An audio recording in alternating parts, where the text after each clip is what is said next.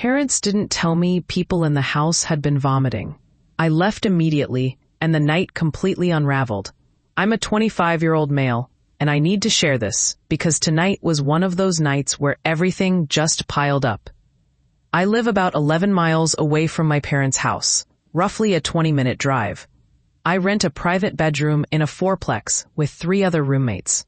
I work full-time as a framing carpenter, so my weeks are physically demanding, leaving me with little emotional bandwidth. Tonight, I drove to my parents' house for Sunday dinner. I wouldn't have gone if I had known what I was walking into. After I arrived, I found out that people in the house had been vomiting recently. My dad casually mentioned that someone had thrown up about 4 days ago, and my younger sister wasn't feeling well. None of this was disclosed to me before I came over. I have a deep fear of vomiting. It's not just that I dislike being sick. It's a panic-level fear that completely takes over my nervous system.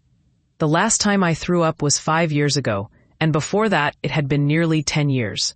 It's genuinely one of the worst sensations I've ever experienced, and I do everything I can to avoid it. I've half-jokingly said I'd rather fall off a 30-foot roof at work than deal with nausea and vomiting. That's how strong the fear is. If I had known ahead of time about the recent vomiting in the house, I wouldn't have come. Period. I'm an adult. I can make my own decisions about risk. But I didn't get that chance.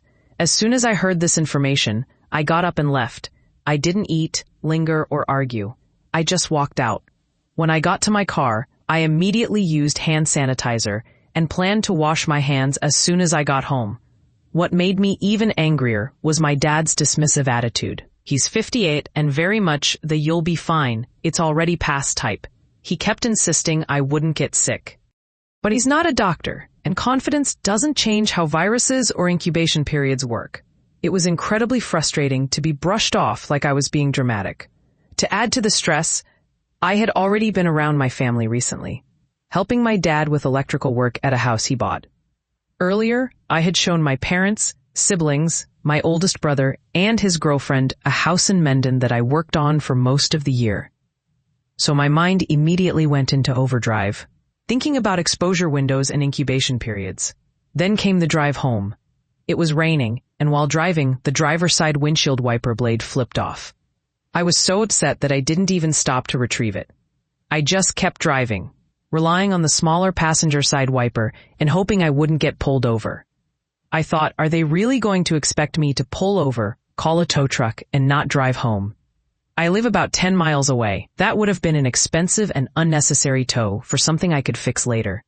I was absolutely not in the right headspace at that point. When I finally got to my apartment, things somehow got worse. As I was pulling into the parking lot, I turned left too early and high-centered my car on the curb, right by the driver's side door.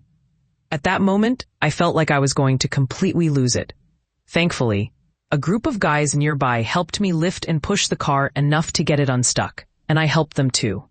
If they hadn't been there, that could have easily turned into a $400 to $500 wrecker bill. Now I'm sitting here hoping I didn't damage my engine or transmission. I don't care about cosmetic damage. I just need the car to be okay. The driveway entrances at my apartment are genuinely bad, and between the rain, the stress, and my emotional state, it was a perfect recipe for a mistake. Now I'm back in my rented bedroom, doing emergency laundry to try to kill any potential germs, washing my hands and eating boxed mac and cheese instead of the dinner I drove out for in the first place. What really upsets me is that this entire night could have been avoided with one simple heads up. Just tell me. Let me decide. Don't wait until I'm already there and act like it's no big deal when it absolutely is to me. I'm not looking for advice or to be told I'm overreacting.